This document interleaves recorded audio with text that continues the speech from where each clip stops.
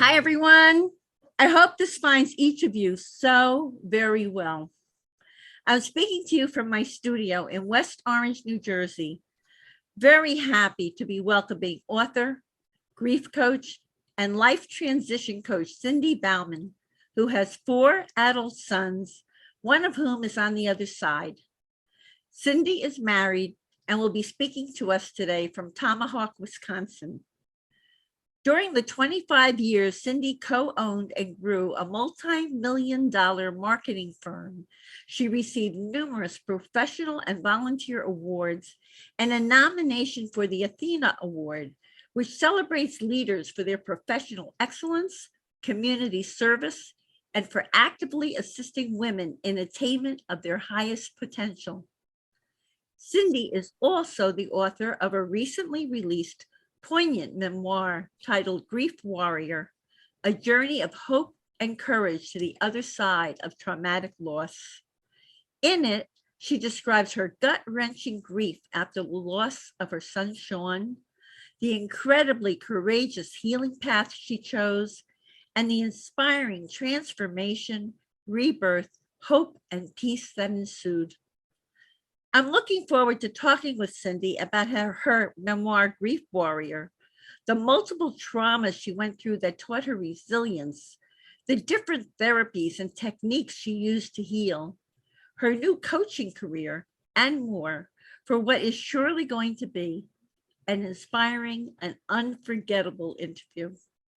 Hi, Cindy. A warm welcome to Grief and Rebirth podcast. Well, thank you, Irene.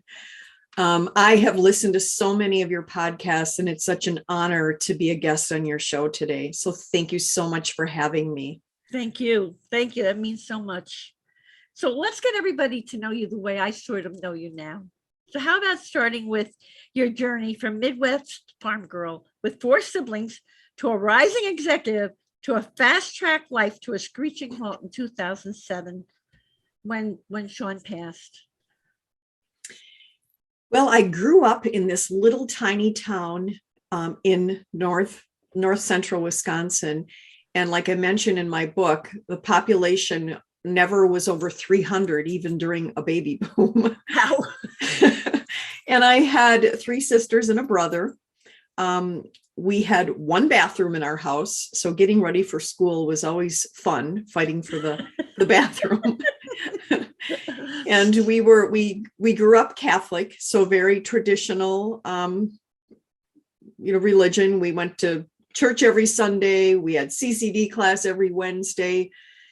And yeah, it was a fun area to grow up in. Fun because we were really a close-knit family, and we did a lot of outside activities, a little different from today. We played softball in the field. We had horses and we rode horse, and we went to the lake in the summer. We were just a busy family, and my parents worked very hard. And I think that instilled in me from a very young age a good work ethic. But I knew that there might be something more for me outside that little town. And when my parents decided to remodel their house, I fell in love with the contractor, one of the contractors. He was, a good-looking guy from our area. He was in college, which was intriguing to me. And we started to date. My parents weren't crazy about it because I was young. What were you at the time, about 17 or 18? Well, we got married at 17, right out of high school. Oh my gosh. Yeah, right out of high school. And our plans changed. We were going to move away to this college town, and he was going to finish school and I was going to go to college. And our plans changed, and his family wanted him to take the family farm.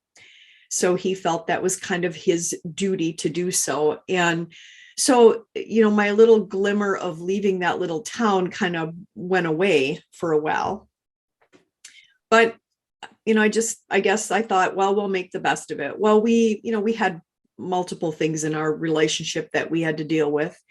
And the hardest was the the illness of our second son, who ended up having cancer at 3 months, which I had never even heard of a child 3 having months cancer. old and he had cancer. Yeah, 3 Oh months my old. God.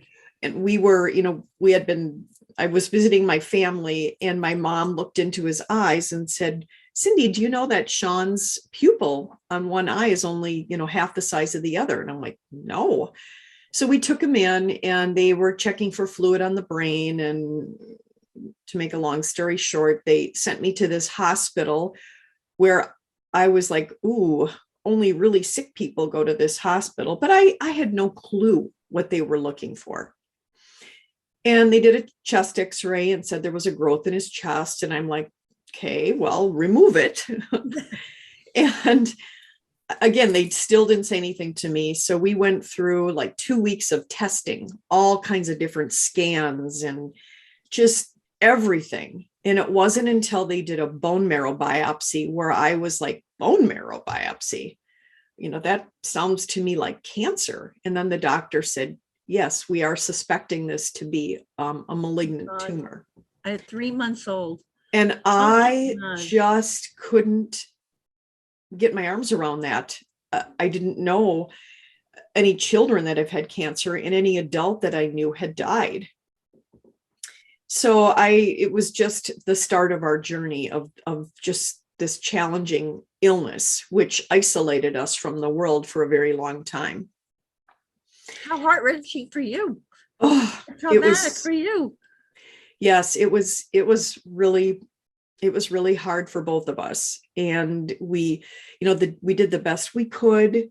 It was back then, the treatments were different than today. So we went through, about almost 3 years of treatments, multiple surgeries. Poor little guy. Yes. One heartbreak after another there.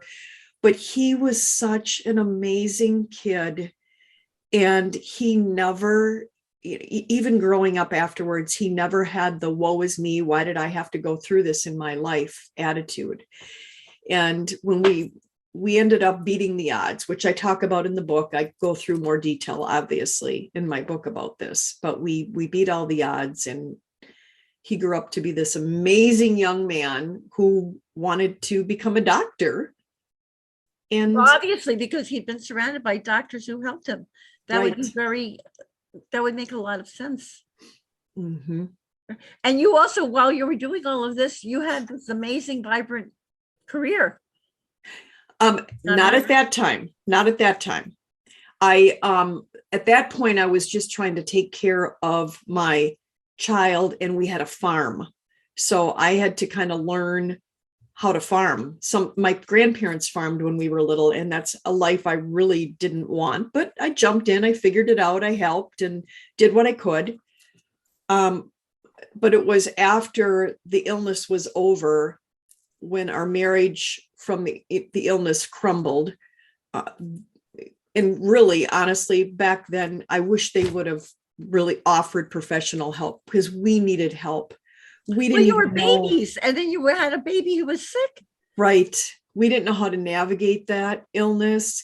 We didn't know how to live with each other. We every waking moment was on that sick child, and we were drowning in the finances of the farm. It was too much.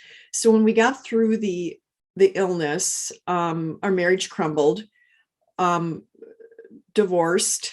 I moved out. I moved to this bigger city and thought, well, I'm going to go to school now. I'm going to go to college. I'm going to try to figure this life out for my family. And it was hard. It was hard on both of us. I mean, that day that I drove away from our home was, I can still feel it in my heart. It still breaks my heart, because those little kids didn't know what was going on. Their whole world just got interrupted with this divorce. And it was heartbreaking. You endured house fires too, didn't you? We had a house fire. Then we lost our home. And this was before the divorce? This was before the divorce. What yes. else could be on you? My God. I don't know. I was pregnant with our first child, And I woke up in the middle of the night because, of course, you have to go to the bathroom. And I woke up to go to the bathroom and I'm like, what's that noise? There's a cracking noise.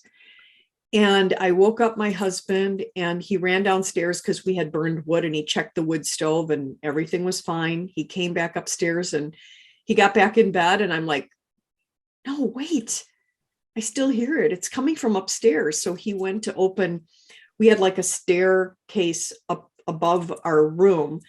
And thank goodness that this was his home growing up, and his family had moved out, or there would have been little kids sleeping up there.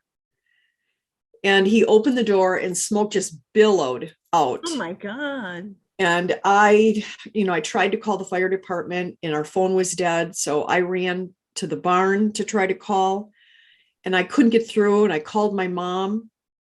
And then on the way back, I fell on my back on the ice. And then they thought I was pregnant, and they thought I was going to lose the baby.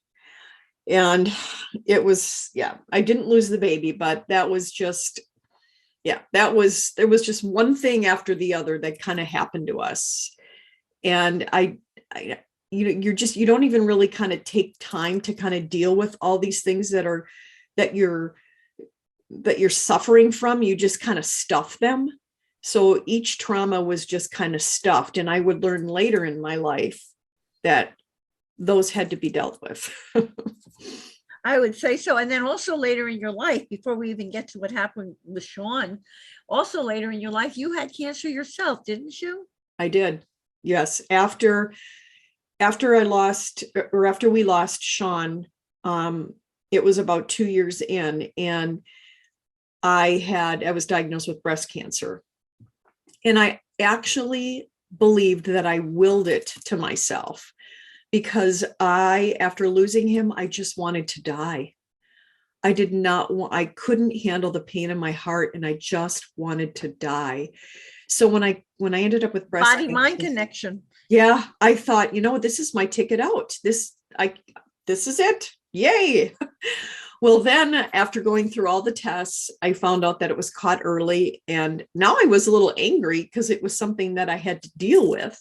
And it was just getting in the way of my grief.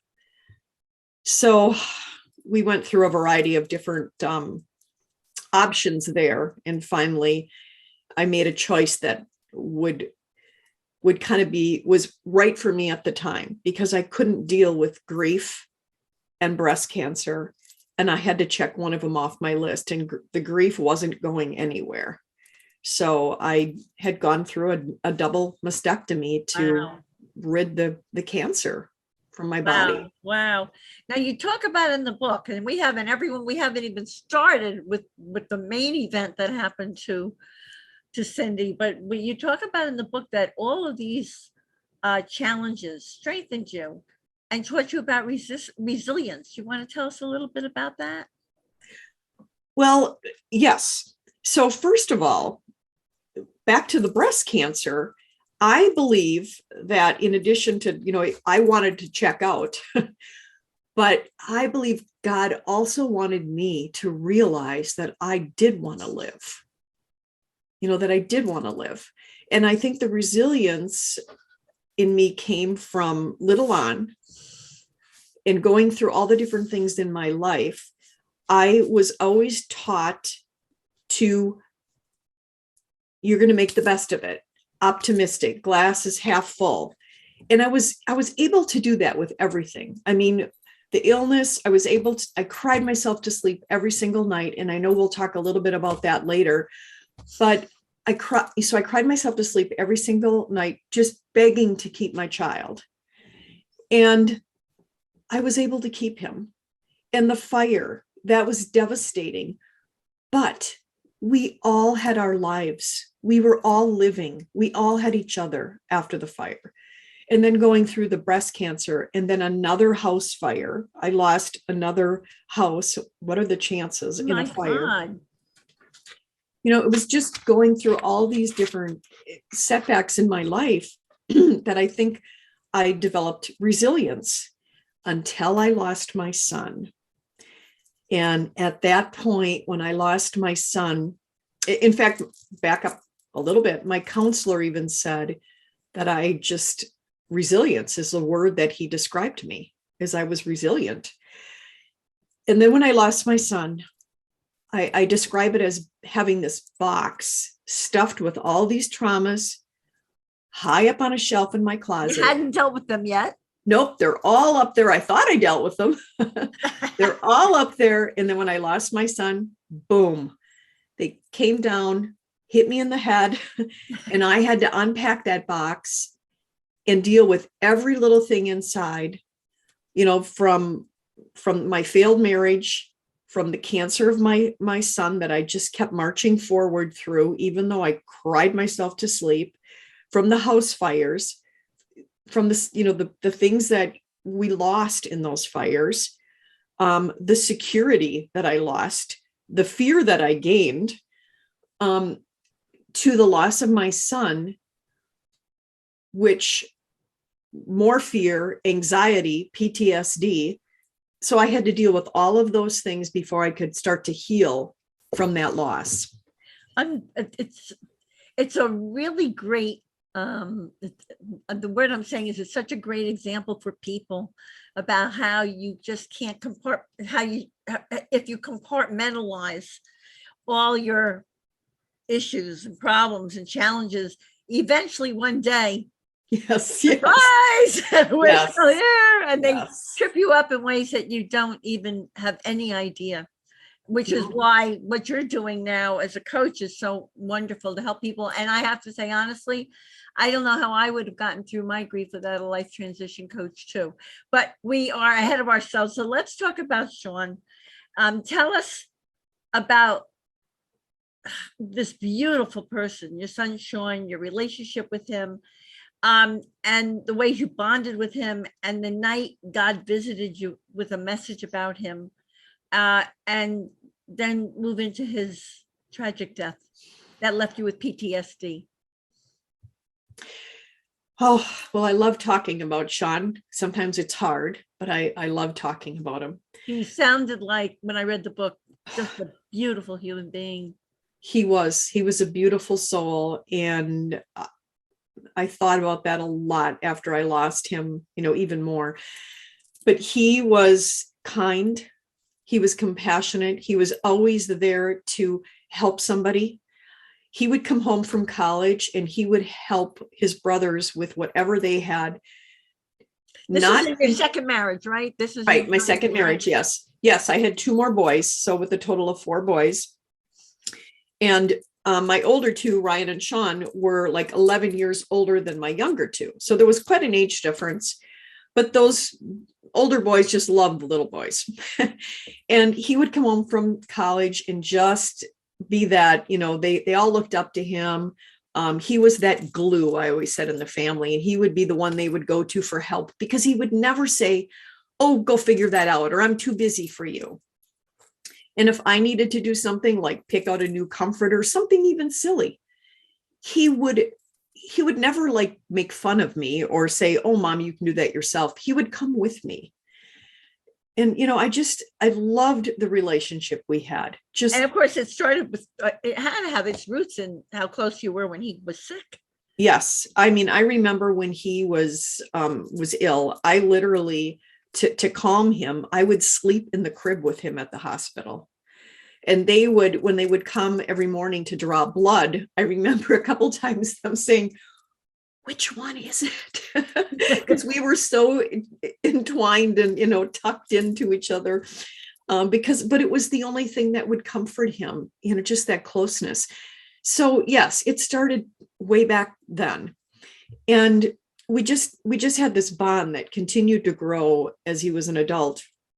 And his, he married this lady, this wonderful girl named Julia, sweet Julia. And his father read at the funeral and the wake and said that, how a man is going to treat his wife by the way he treats his mother. Oh. And Shaun and Cindy had an incredible relationship. And we did. He would stop at my office at work. And I knew he loved spending time with me. And I loved spending time with him. So that, he would call me almost every day. He would call my husband, which would be his stepfather, which they had an incredible relationship. He would call him almost every other day. And he had to place those calls either at my husband's lunch hour or break, because my husband punched a clock and he only had a 9:30 break, from 9:30 to 9:45. And his lunch break was 12 to 12:30. So several times a week, he would call Kevin. So when we lost Shaun, it was just this instant, no communication. I didn't get a text message to pick up milk on my way home. I didn't get, any phone calls anymore at work.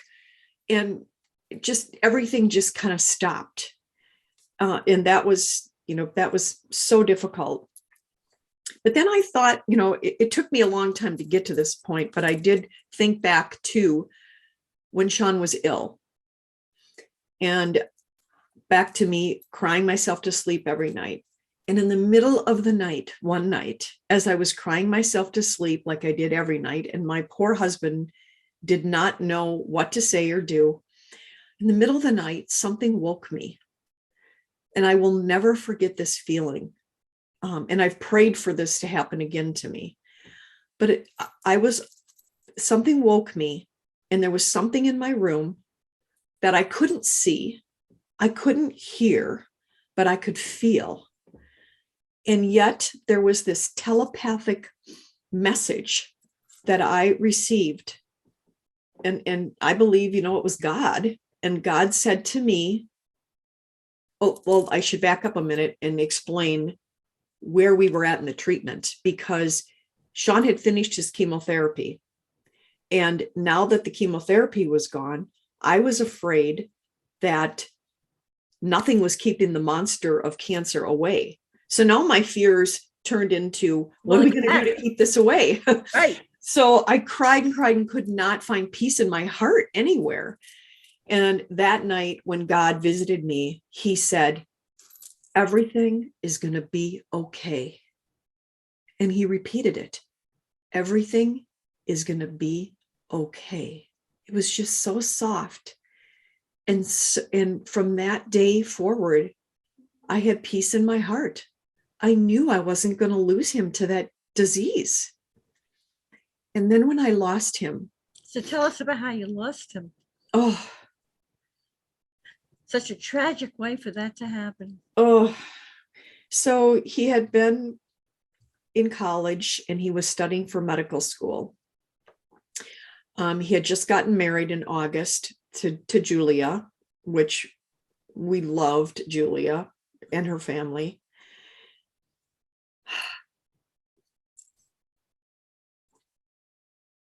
Take your time. It's still hard to talk about it. And they were home for Thanksgiving week. They came home a lot, but they were home for Thanksgiving weekend, which was a big weekend in Wisconsin. And Shaun he liked to bow hunt, but he was not a big gun hunter. So he was home and I was shopping with my sisters on this Black Friday, which was a tradition. And we talked a couple times that day, and he hadn't even planned on going hunting. So, we talked a couple times. I got home that night from shopping and my one said, you just missed Shaun. And I'm like, where did he go? And he says, well, he decided last minute to go hunting with the group. And I'm like, oh my goodness. So I tried to call him and he was out of cell service. I missed him. And so the next morning, I tried him again that night, missed him again. The next morning I get this call about 11:30 in the morning. It's 11 something. And it was my daughter-in-law, not his wife, but my other son's wife. And she was just crying uncontrollably. And I just felt that there was something horrible, but she said, it's Shaun. There's been a horrible accident. It's Shaun.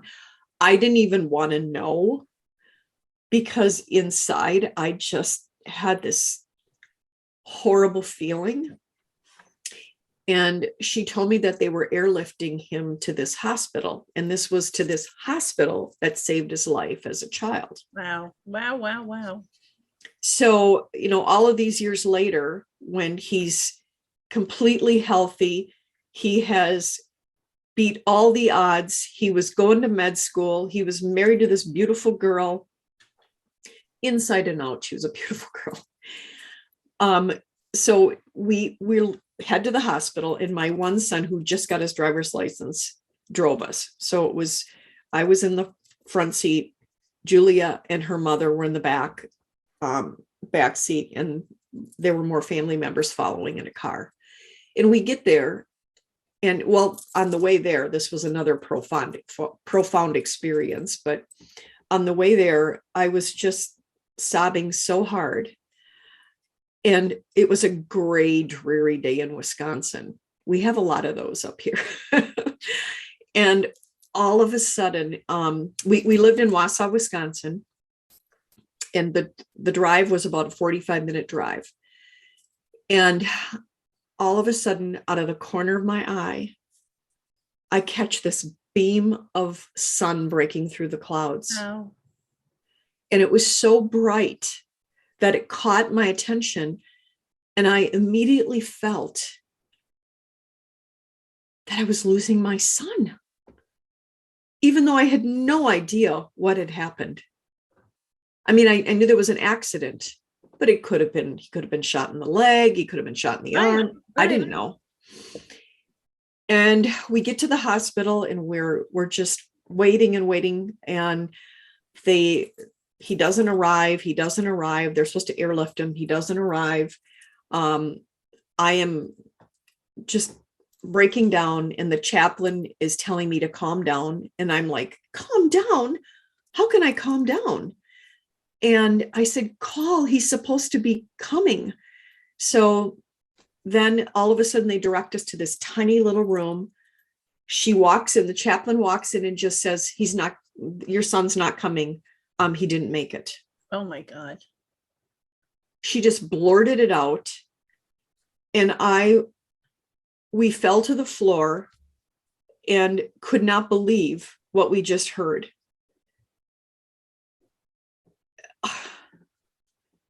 Devastating. Oh, so then we started to drive back to Wausau, drive back to our home. And we just got back to town, and we get another call that we need to come to the hospital where they took him. They took him to this little hospital first before they were going to airlift him, and he didn't make it. And they said, you need to come here. So we, again, take this drive, and now it's another hour drive in the other direction. And we're driving, and again, the sky grabs my attention, and it's the most vivid, bright, beautiful sunset that I had ever seen and have yet seen to this day. And again, I knew that there was more to this. And we get to the hospital, and the minute we got there, I knew why we were there. I'm like, no way. I am not going in, because if I go in, I have to accept this, and I will not accept this. And they literally had to drag both of us in, but drag me in. I could still feel my hands holding onto the door frame as they pulled me through, because I did not want to go in there. And then, of course, we went through that. Yeah. And then there was a wake, and you had you felt his spirit through the whole thing. And then there was a wake, and someone came in who you thought was an angel, and you received other heavenly signs from Shaun. Yes. Want to tell us that amazing part of your story? Yes. So during the wake, one of the visitors who came through said he was a teacher of Shaun's when he was in school. And he said, I was just going through his artwork, just the other day. And he said, I'll send it to you. And I looked in his eyes, and I thought there was just something magical about his eyes that and I just felt that there was an angel kind of visiting me to say, hey, he's okay.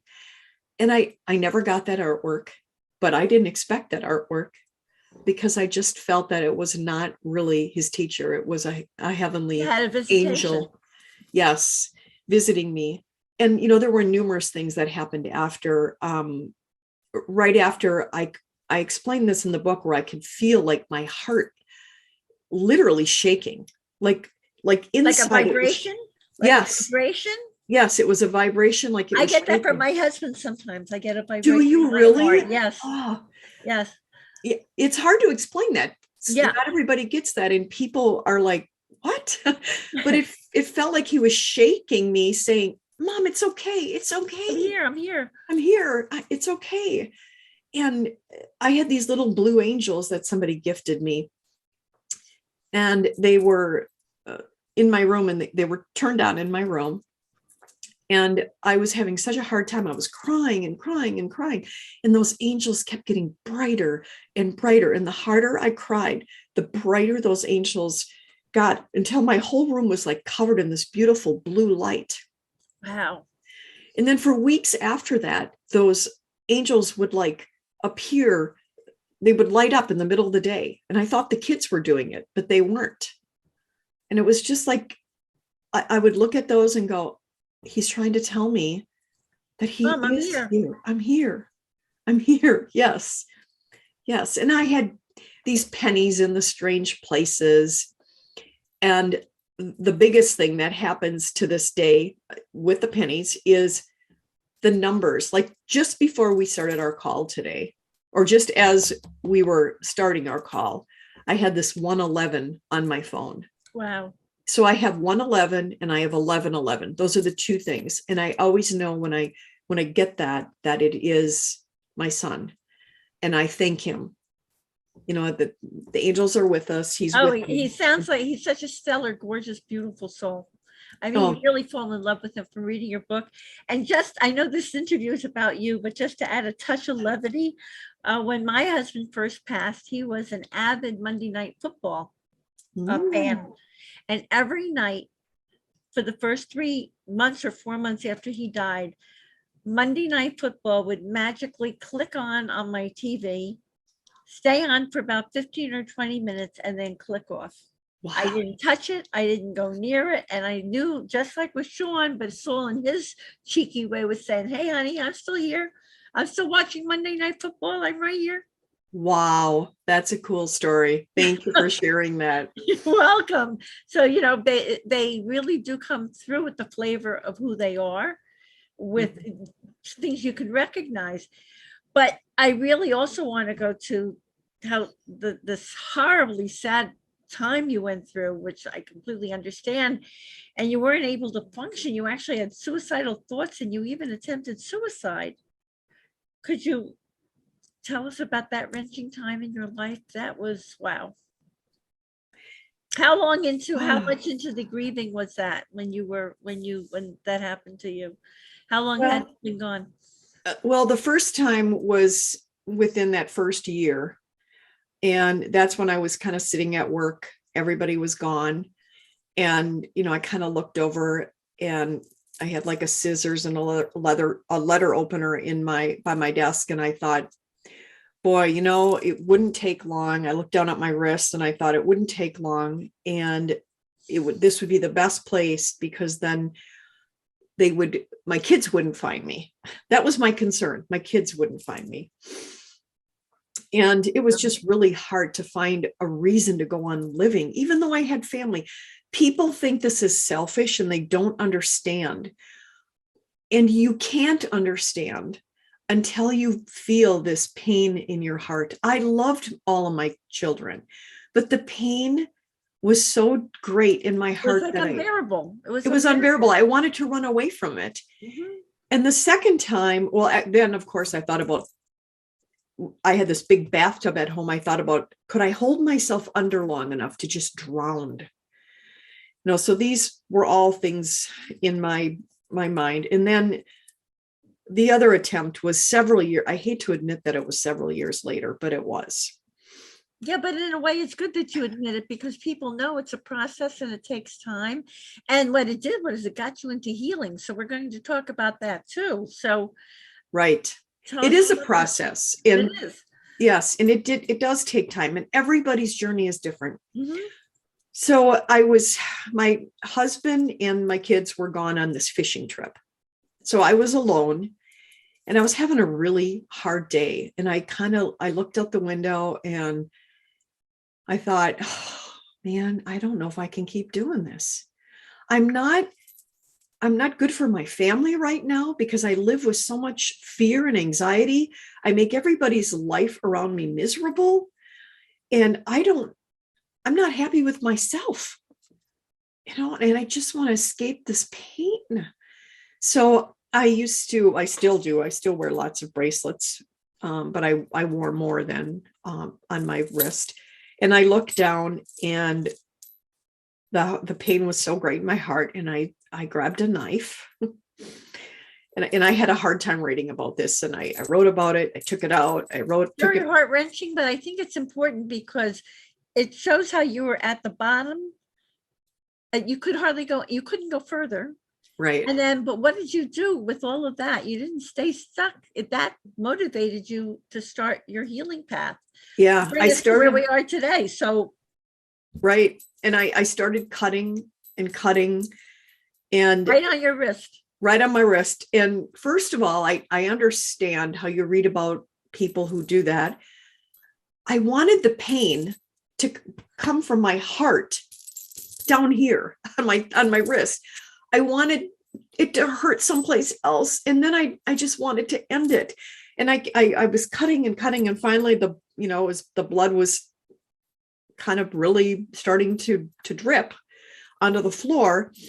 And I had this like feeling that God must have spoke to me. It was different. It wasn't this telepathic, but I was like, he like stopped me and said, this is not the way it ends for you. This is not your time.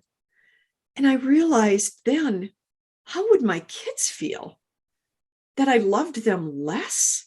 And that was so far from the truth. I loved all of my children. And no, I wasn't done with my journey here. I had to figure this life out. My son's mission on this earth was done. Mine was not. So I had to figure out how to do this. So, I went to counseling. I had been going to counseling, but I admitted to my counselor how dark I got. And that was the turning point where we decided, okay, now it's time for EMDR. And to be honest, which is eye movement, desensitization, and reprocessing. And I know, Irene, you're familiar with this. I am, because I've had EMDR also. And it was the perfect time. I think earlier it would have not been right for me because there was so much I had to process. And I also really had to develop a trust with my therapist.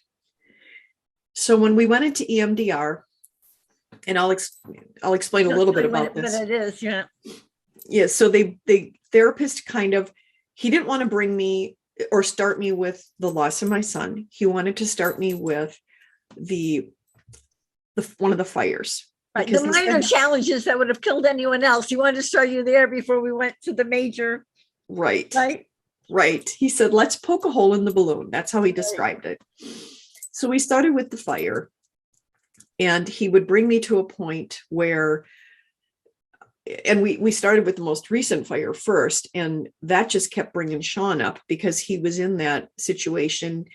And during that, I went into shock during that fire. They brought me away from the house. They wanted to take me to the hospital, and I did not want to leave my family. So they brought me further away from the house, and Shaun looked at me and he held me and he looked into my eyes again, caring for somebody else. And he says, Mom, you can do this.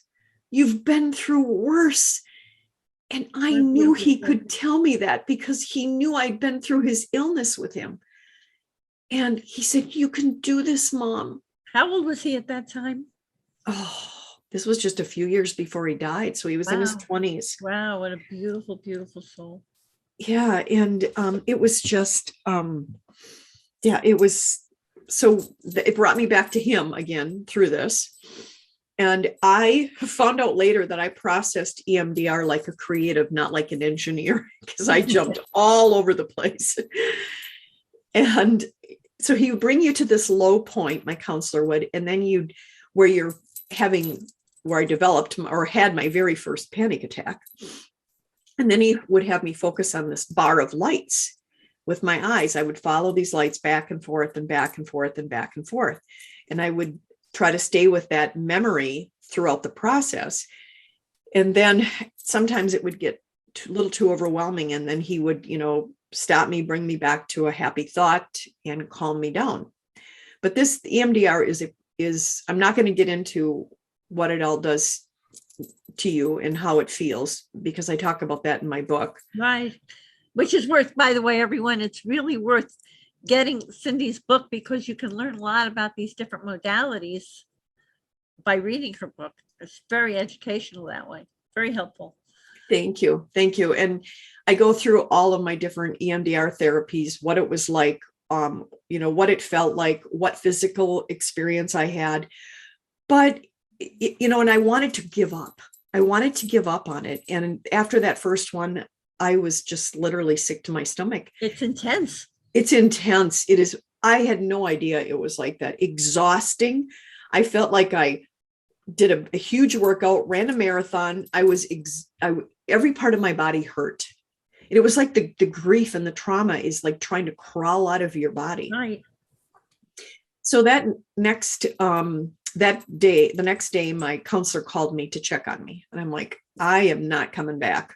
I can't do this because I know what's ahead of me. We're going to have to deal with my son and I can't go there. Right. So and he really tried to encourage me. He acknowledged how hard it was. And I said, on a scale of 1 to 10, what is my PTSD? And where do you think you can get me if I stick this out? And he says, on a scale of 1 to 10, 10 being the worst, I believe you're at a 9. And he said, if you stick this out and work with me and we go through this process, I think I can get you to a 4. He said, I can't make it go away, Cindy. Certain things in your life have affected you, and which is normal, and I can't change that. But he said, I can get you to a 4. So that night I went to bed and I prayed for guidance. And the next day I woke up and I said, you know what? I can't live the way I'm living. I can't live at a 9. I'm going to try to go for the 4. I have to go for a 4. You're right. So we continued that process. And I believe I'm definitely at a 4. He helped me find my life again and start the healing, so I could start healing deep inside by healing all those other traumas. Right. Well, look at what he did. He got you to the point with the 4 where you were actually able to start to write your book about what you went through. And so I'm going to ask, why were you inspired to write your book? And what would you like to tell us all about it? I'm telling everybody as we're going what a wonderful book it is. And it's really, it's poignant, and you really share what Cindy went through, but it also ends on a hopeful note, and you can learn a lot from it. So tell us about your book. Tell everyone about your book, Cindy. Well, grief warrior. She really is a grief warrior. Well, and grief can come in many forms. Yeah. I experienced many different forms of grief, and many people do. Many people experience grief. And the one thing I do want to say is that every journey is unique. Every journey has their own timeline, and you process grief based on what you've gone through and how you grew up and your different life experiences and your relationship with the one you lost or the situation. So I guess I've always had this kind of feeling after going through the different things in my life that I wanted to write a book, and people had commented, you need to write a book. You need to write a book. Well, after I lost my son, I started to kind of journal, and writing was healing for me. And I thought, well, okay, maybe I will write this book. Oh, not as easy as I thought. So I started writing it. I wrote it, the whole thing, and then I changed it. So I basically kind of started over. And I You felt, write beautifully, by the way. oh, well, thank you. Thank you. And so I started over, and I really, really wanted the reader to understand, first of all, that there's different griefs in life. There's different traumas, and it also accumulates. They accumulate. And I figured if they understood me and who I was and what I went through, that they could relate better to my story. So I kind of got into all the different aspects of my grief through the final ultimate loss of my son, which is what really brought me to my knees. And how I moved through that healing, the different tools that I used in my book, where I got stuck, like I got stuck on regrets. That was a big one for me. You know, the shoulda, coulda, wouldas. Everybody has those. Was I a good enough mother? Did I help him enough? If I would have been home that night just a few minutes sooner, I would have said, oh, don't go hunting. And he, you know, would he still be here? All those different things that all my mistakes in my life, I was hung up on them. And I would jump on this hamster wheel and I would process those things over and over, beat myself up. And I couldn't get off that wheel for a long time. So I found different tools, which what type of tools? I know you mentioned them in the book, but. Well, journaling was good. I tried meditation. Meditation is good, but I couldn't calm this little busy monkey mind of mine long enough. So I started to write. And one of the things that really helped me, which I talk about and I give examples, is soul writing or automatic writing. I really felt when I got to that point that he was communicating with me, and I was able to like ask for forgiveness, ask for guidance, spill my heart, just go through all of my shortcomings and ask for forgiveness from him. And that was really healing for me. That really, really helped. There was just so many different things that I did, but that was like really big. And being grateful, we'll talk about that a little bit later. That's big. It's big. And I remember reading about that and going, oh, yeah, right. How can I be grateful right now? And then as I got further in my path, I wanted to help others. So I would hear of a loss and I would reach out to someone.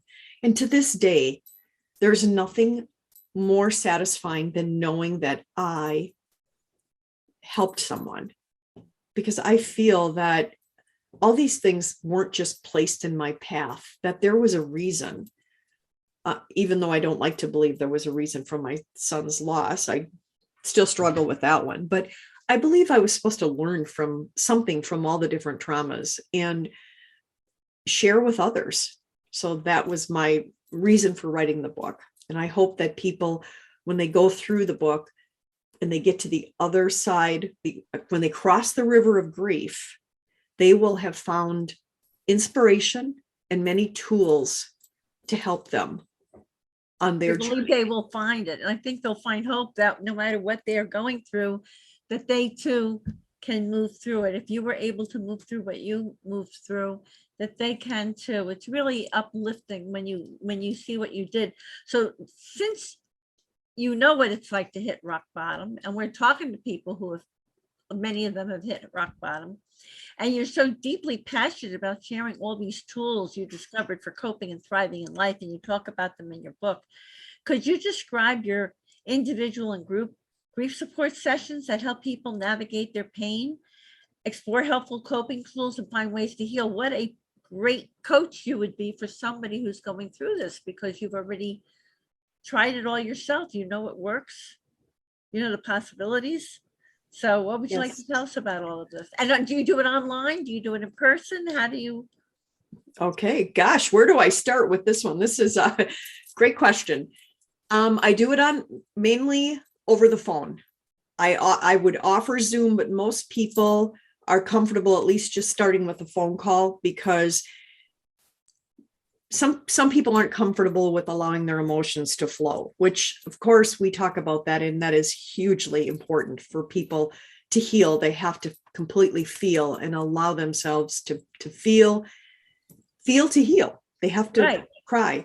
So the most important thing I can do is to walk beside somebody in their grief, listen to them, hear their story, help them discover things that will help them move forward. Everybody has things within them. A coach helps pull things out and finds these little nuggets to help someone move forward in their journey. It's completely different than a counselor. And if you're really struggling with grief, I'm all for, you need professional help. All for it, because I needed it. And a lot of people, when they get stuck, they need it. But I can help you move forward once you get to that point where I need to get a grip on this and move forward in my life. And going through the grief to gratitude coaching, I learned many different tools that I have my clients do, and it helps them kind of see and understand where they're at and how they can get to that next step. Do you have an example of someone you've helped through your coaching programs? We don't want to embarrass her and give her name, but is there anybody that you'd like to, whose story you'd like to give us as an example? Well, yes, there is a lady that there's several out of the people that I've helped, but one lady that really stands out, who lost her husband, and they were just they did everything together. They were in retirement. They did everything together. It was a sudden loss. And she reached out to me, and I gave her, I did certain tools with her. I had asked her what she wanted her life to look like, and how do we get, we talked about how do we get there, and had her kind of visualize that. And then a lot of times I will ask if I can kind of see something, may I make a suggestion?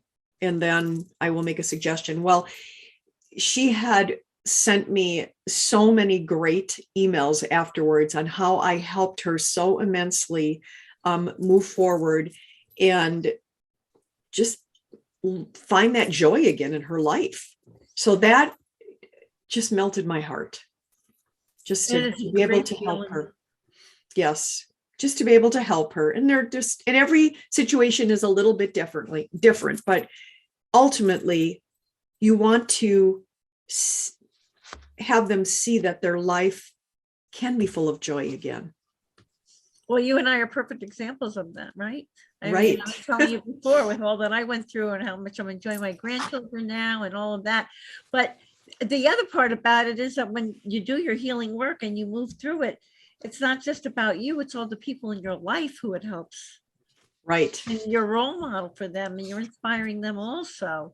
So now that everyone would like to know how to get a hold of you, Cindy, give us all your contact information. And if you have any special offers for our audience, please share. Well, you can reach me through my website. It's Cindy, Cindy Baumann, Baumann. And you can email me through there. You can visit my site. If you want to email me, it's just Cindy, Cindy at cindybaumann.com. You can find my book on Amazon, Grief Warrior by Cindy Baumann. And I would love to help somebody.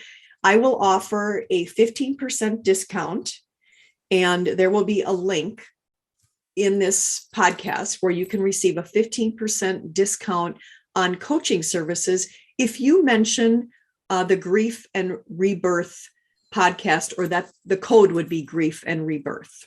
That's fabulous. And everyone, we will make sure that when it's released, which you guys will be listening to it now, I'm sure you will see that there will be that link with the show notes and all. And thanks to all your healing work, I mean, Cindy, you've emerged stronger, wiser, and more grateful than you ever thought possible. But you say something that I found fascinating. You believe that having control of your life is an illusion. I kind of agree with you. And why do you feel that? And why is it important for a person to heal?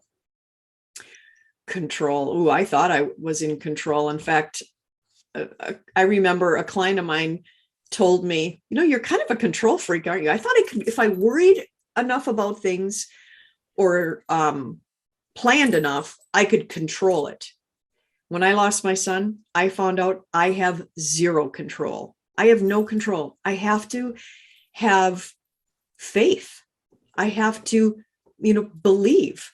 I have absolutely no control in my life. So the only thing you control is your reactions to things. You can control your reactions, and you can choose your outcome. You can be stuck in that grief and that pain forever, because it's easy to do that. Or you can make the choice to heal. And so I had to choose to quit living with one foot on earth and one in heaven, because that's what I was doing. And I had to plant both of my feet on earth. I had to make that choice. I had to choose to embrace life again. And like I said, it wasn't easy, but I had to make that choice. And once I made that choice, and because I am determined, and I fought hard enough through my journey, I got there. I was able to heal. I was able to find joy again. And for all the listeners out there, grief is a battlefield, and you have to just keep fighting the fight. Some days, I always said, I didn't give my complete self. Maybe it was the incomplete me, but I got up and I fought the fight every single day, because there will be joy if you keep fighting. And you will, at some point, you will smell that magnolia again. You will see the sun or feel the sun on your face, and you'll catch yourself smiling. But you have to do your work. You have to do your work. When I first lost my son, I thought I was a happy person. I thought I will never be happy again, ever. And now I am happy. I laugh, I smile, I have joy again. I miss my son every single minute of every day, and he will always own a piece of my heart. But that love, that connection lives forever, and heaven will be our gift together. And I will embrace him again. This is what I believe. Now, everybody has different beliefs, but I believe that I will see him again, and that love will be greater than it ever was. And you will. You will. And speaking of joy, you have a tip for finding joy in life? Does it have to do with healing or other things or being grateful? What is your tip for finding joy in life, Cindy? Well, my tip is that first you have to heal. You're not going to find joy if you don't heal. So you have to feel it. Don't distract yourself from it. Heal, or feel to heal. Help others. You will find joy by helping others. And everybody says this, and like I said earlier, I didn't believe it, but that gratitude in your life. In the beginning, I tried to focus on 3 things, because that's all I could really focus on, that I was grateful for at night. And I swear I said the same 3 things for a very long time. And then I started to expand my list. And now I pray. That's another thing. I pray at night. I pray during the day, and I am grateful. And I thank God for the blessings in my life, little and big, because they're there. They're there. They're there. And I'm so blessed I'm so blessed with so many things in my life. I think and I wouldn't, go ahead. I would not give up. I mean, the relationship I had with my son, I know I hurt so deeply because I loved him so much. I wouldn't give that up. No, of course not. Well, you remind me of, you have your other 3 beautiful sons. And you remind me of when I did all my healing work, and all my son said to me one day, Mom, there's been nothing worse than seeing you in total despair, and nothing better than seeing you being able to have joy again. Yeah. And I think you're experiencing the same thing. Yes, I am. I am. And the other thing I should have pointed out too is in my book, there's a chapter called In the Words of Others. And there's other tips in there about from what others went through on their grief journey, which I think it's a good chapter. And it's nice to see what other people learned and how they healed as well. So. It's very uplifting. It really, if people are going through a hard time, it really is inspiring for them to read your book and know that, yes, I can get through this too. Yes. I think it's wonderful. Cindy, your memoir, Grief Warrior, is remarkable. Oh. And in it, you share Thank you. such an inspiring journey through intense, gut-wrenching grief to healing, transformation, and rebirth. Where you once saw courage as being fearless in the face of big business deals, you now find it in helping others battle through the darkness after losing a loved one, or helping them transition through the confusing and sometimes frightening crossroads in their lives. Thank you for guiding people on these challenging journeys through life so that they can embrace wonderful new possibilities in their lives. And thank you from my heart for this truly meaningful and touching interview. And here's a thank you. And here's a loving, oh, my pleasure. And really, to be continued, as I like to say. And here's a loving reminder, everyone, that you can see the show notes and all Grief and Rebirth podcast episodes on ireneweinberg.com. And make sure to follow us and like us on social at Irene S. Weinberg on Instagram, Facebook, Twitter, and especially on YouTube. Like, subscribe, and hit notify to make sure you will get the inspiring new interviews like this one with Cindy coming your way. Thank you. And as I like to say, to be continued, many blessings, and bye for now.